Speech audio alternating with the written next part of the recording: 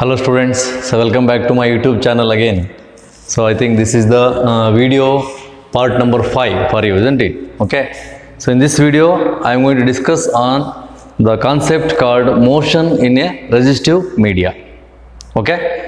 So you already discussed some basics about the different types of forces, okay, how the acceleration takes place and what is the cause for the acceleration due to gravity and all, isn't it? Now based on that concept, let us try to understand how the motion of any object takes place in a resistive media. So what do you mean by resistive media, you know? Okay, you can consider the media starting from air medium, okay, and any liquid medium. In general you call it as fluid also, okay. So what is the difference when the object moves in different media?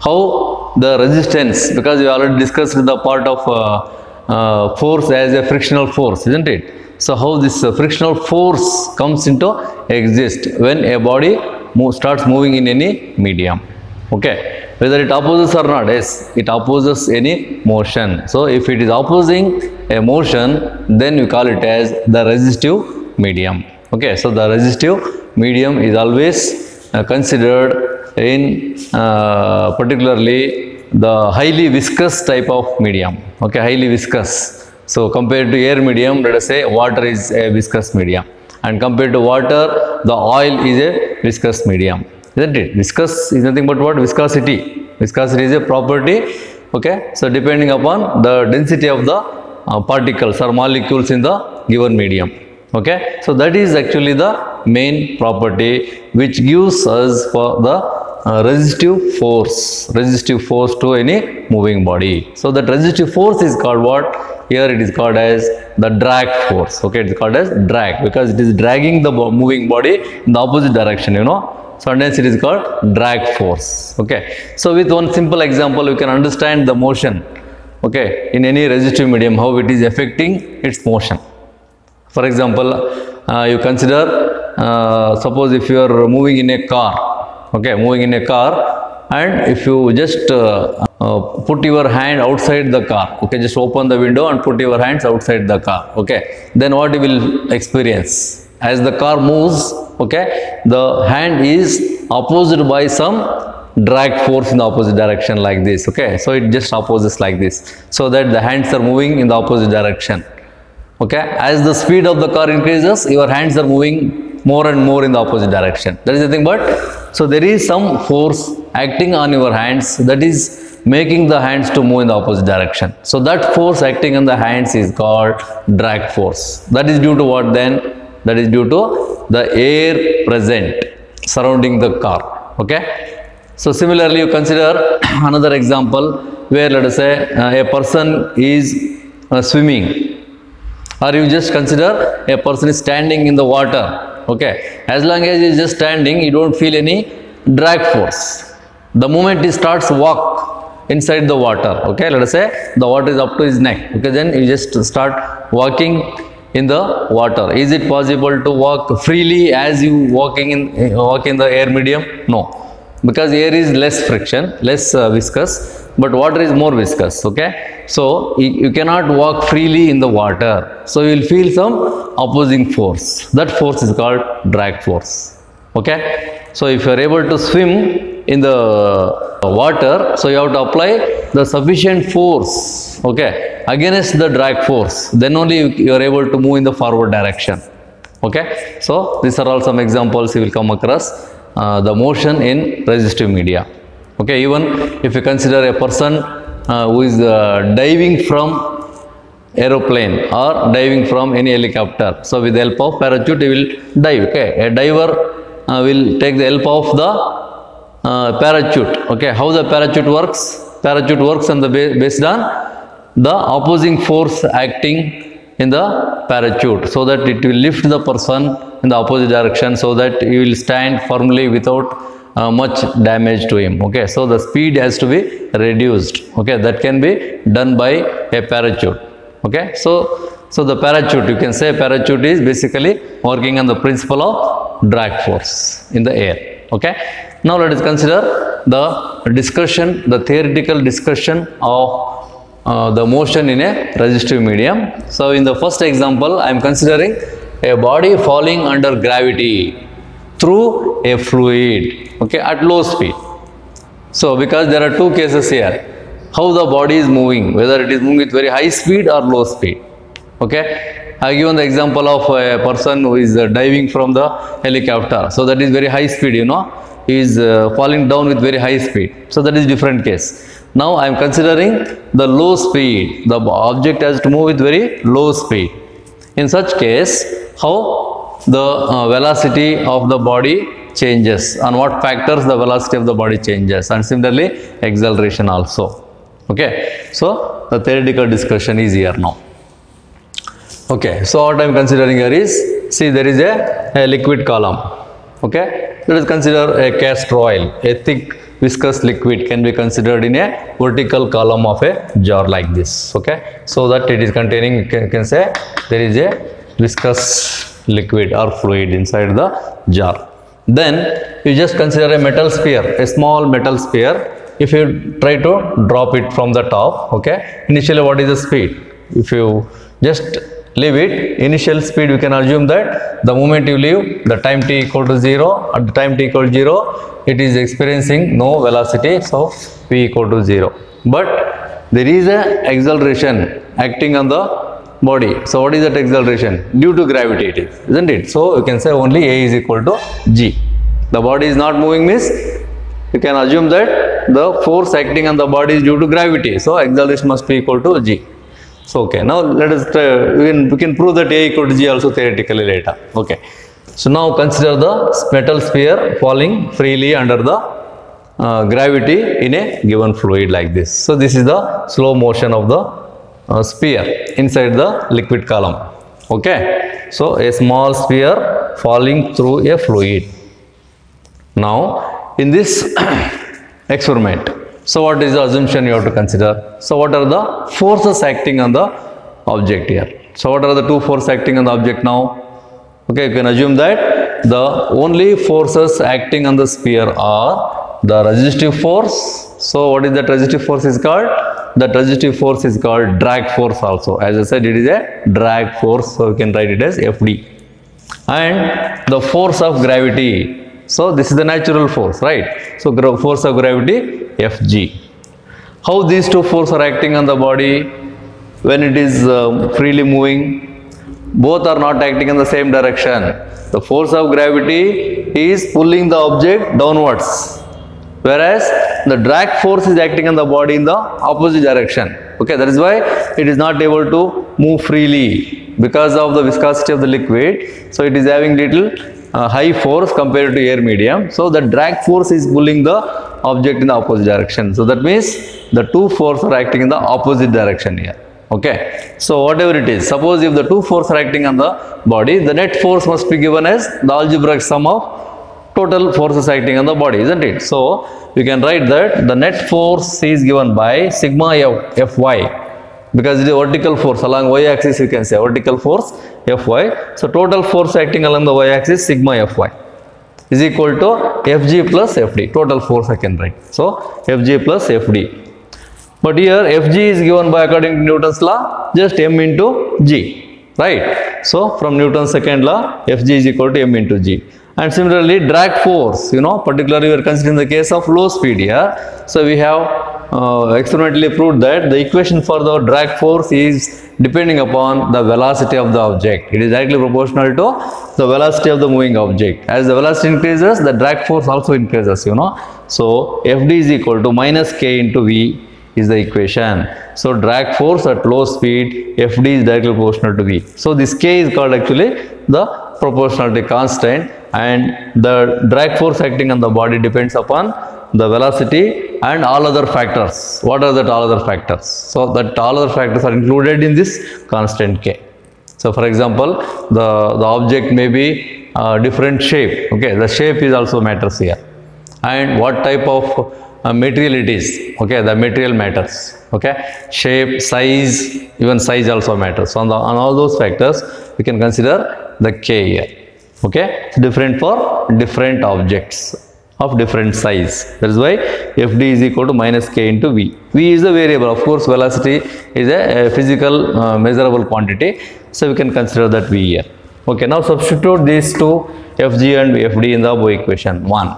So that you will get sigma Fy is equal to mg minus kV. So we have to put negative sign here because it is opposite direction. Okay, acting in the opposite direction. So we can consider minus kV, right? So sigma Fy is nothing but the force acting on the body in the vertical direction, so that the body starts moving with some acceleration. Okay, what is that acceleration now? A.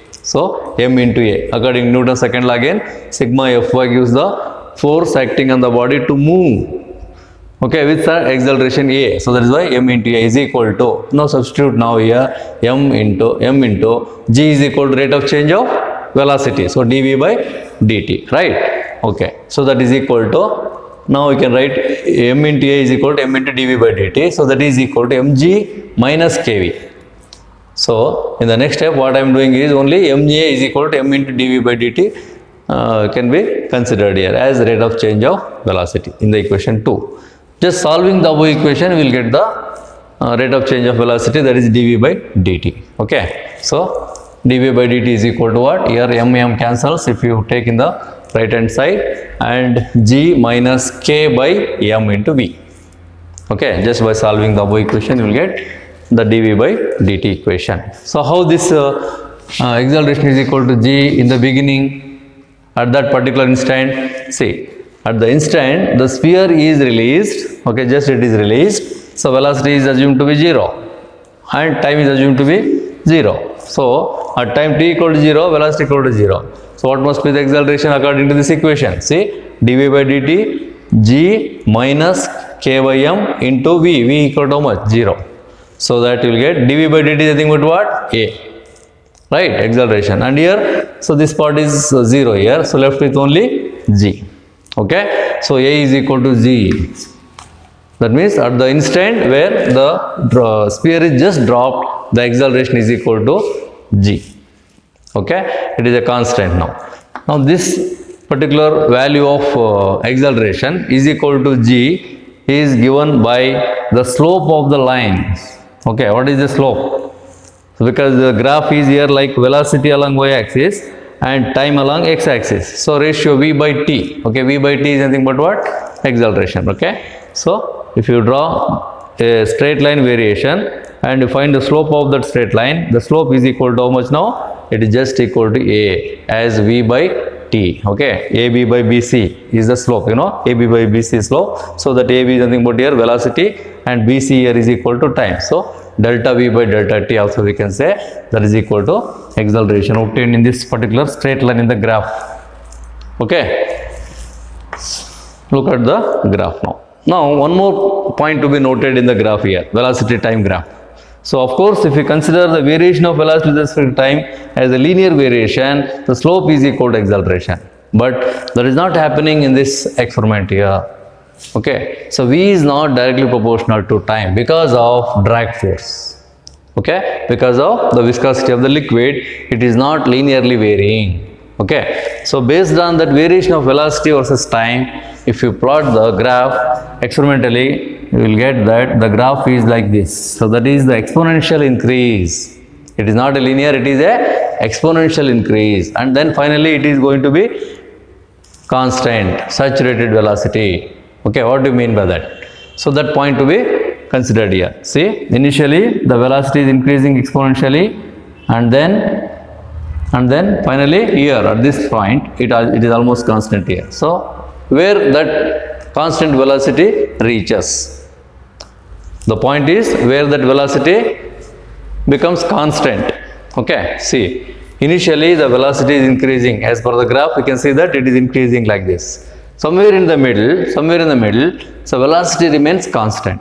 So what is that particular velocity is called? So we call it as v equal to vt. Velocity is equal to terminal velocity. We call it as terminal velocity. Okay, so it is a constant velocity. So what about the acceleration then? When the velocity reaches to terminal velocity, acceleration is equal to 0.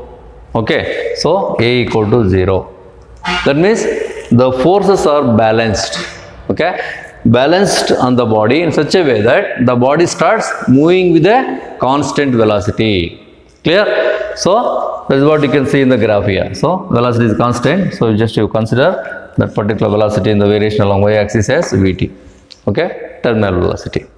So now let us try to continue this to obtain the expression for the dependence of variation on the time t. Okay, so it is the exponential observation, right? So what is the equation then? You have to get an exponential equation only. If you calculate, okay, using the equation, that equation must be an exponential equation. So let us try to derive that equation now. Okay.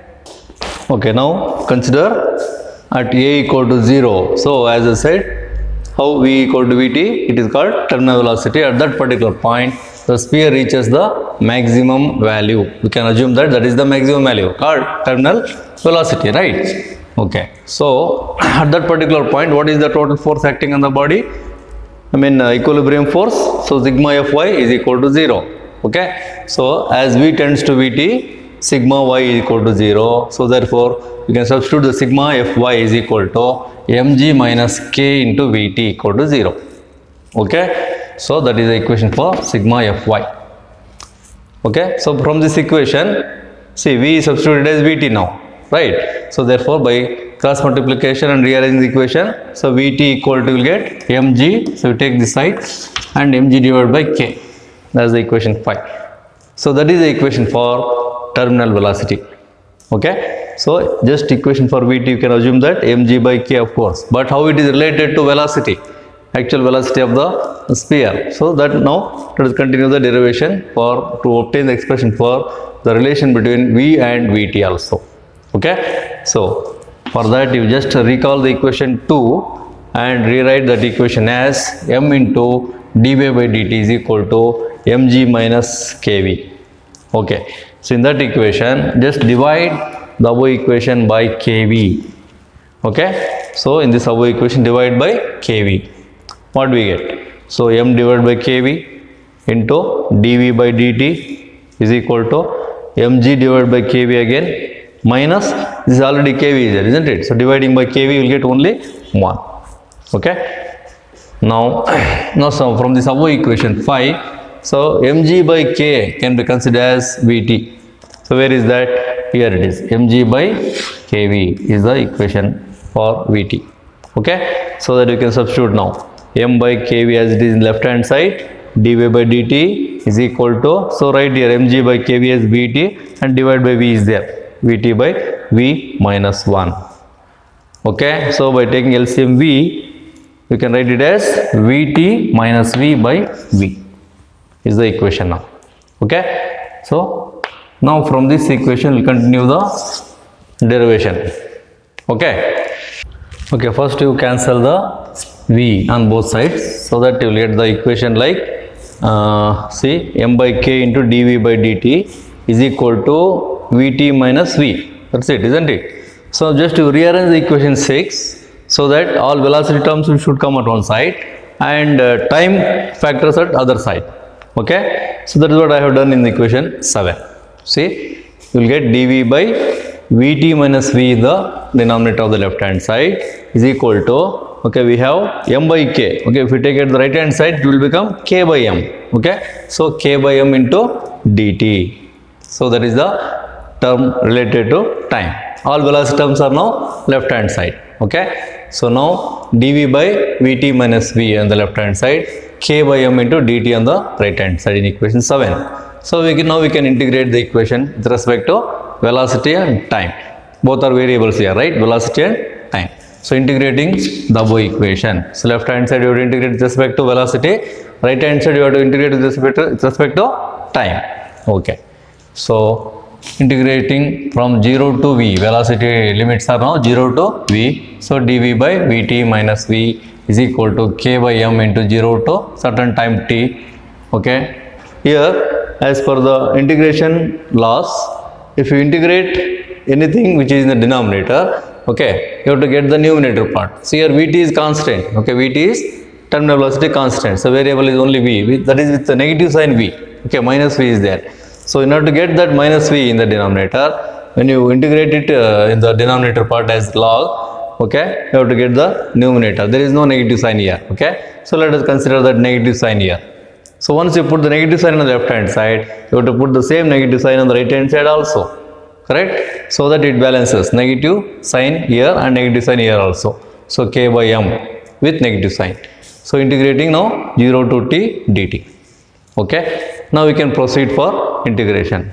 Okay, so log of vt minus v. Okay, so because there is a negative sign, so minus v is integrated with negative sign. It is possible in the integration rules. So log of vt minus v. So limits are 0 to v. Okay, minus k by m into integration of dt is only t. Okay, for that you have to apply the limits 0 to t. Okay, in the next step you apply the limits. So log of vt minus v, upper limit is v, so in place of v you have to apply v only. Okay, minus log of vt minus 0, in place of v lower limit is 0. Okay, so that is equal to minus k by m, upper limit is t, in place of t substitute t. So minus 0, so no need to write here. Okay, so the second term is 0 here. Okay, now simplify this equation. So log vt minus v minus log of vt only. Okay, so you can take it as like log a minus log b. So what is that? Log a minus log b, we have a identity like log a by log b, isn't it? You can write it as log vt minus v by vt. Okay, is equal to, as it is, minus k by m into t. Clear? Okay, proceed it here. So I will take the log on the right hand side now. How do you take the log in the right hand side? So it will become exponential, isn't it? So vt minus v by vt is equal to, so if you take log on the other side, you can write it as like a exponential of this term, exponential of this whole term. Okay, e to the power of minus k by m into t. Okay, so now you just make one simplification, dividing by vt, vt by vt is equal to 1. So minus v by vt is equal to e to the power of minus k by m into t. Okay, so rearrange the equation now. Just rearrange the equation. You take v by vt the left hand side, and this term take it in the left hand side. You will get 1 minus e to the power of minus k by m into t. So that you can simplify the equation to get the velocity. So v is equal to, now by cross multiplication, vt into 1 minus e to the power of minus k by m into t is the equation 7, and we call it as the expression for velocity of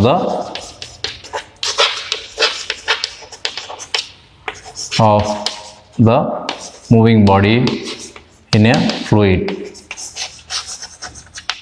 Okay, it is related to terminal velocity vt. Okay, so that is constant here, and e to the power of minus k by m into t, where k by m is again constant. So t is the time. With respect to time t, how the velocity v changes? So we can just look at the graph again. So it must be exponential increase. Okay, as time increases, v increases exponentially. Okay, and it becomes maximum and constant. So that particular constant value is called vt in the graph.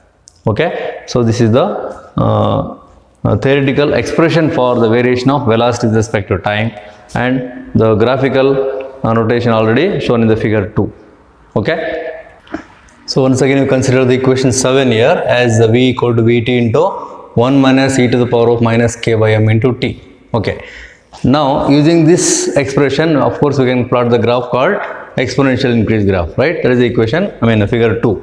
Okay, so now in that graph, so we have the concept called time constant. What is that? So time constant is given by tau is equal to m by k. You have to take the reciprocal of this coefficient of time t. So what is that? Actually coefficient of time t is equal to how much? K by m, right? So what is the reciprocal of that? It should be m by k, right? So that is what here. So tau is equal to m by k. Okay, so how do you define this time constant? You know, so depending upon what is the percentage of the increase of velocity of the body with respect to time t, so it must be exactly 63.2 2%. So that is what you can see even in the expression also. So that is why you can define the time constant as it is the time taken to reach 63.2% of its maximum value, that is terminal velocity Vt. Okay, see, if you substitute the value of time t is equal to tau m by k in the equation 7, okay, so you will get v equal to Vt into 1 minus, right, e to the power of minus m by k. In place of t, how much you would substitute now? Time constant, that is k by m. Okay, so you will get k cancels, m cancels, left with only e to the power of minus 1. Correct? So e to the power of minus 1 means 1 by e. Exponentially, you have to consider reciprocal. 1 by e is a reciprocal of the exponential. So value is how much? So you substitute the exponential value and take the reciprocal. You will get 0.368 only. Okay. So 1 minus 0.368 is how much? So that is equal to 0.632. Okay. So the velocity should be equal to 0.632 times of the maximum terminal velocity. Okay. So this is what happens at the terminal velocity. Okay. Particularly at time constant, the value of v is equal to 63 point. In terms of percentage, you can say 63.2% of the terminal velocity at the time constant. Okay. So I will continue in the next video. That is the second part of the motion in the resistive media. So we have to consider the motion of the falling body under high speed. The example you have to consider under high speed, what is the equation for the force acting on the body. Okay. So till then you just go through this derivation and write down all the points clearly in your notes and submit it to my WhatsApp number. Okay, clear? See you in the next video then.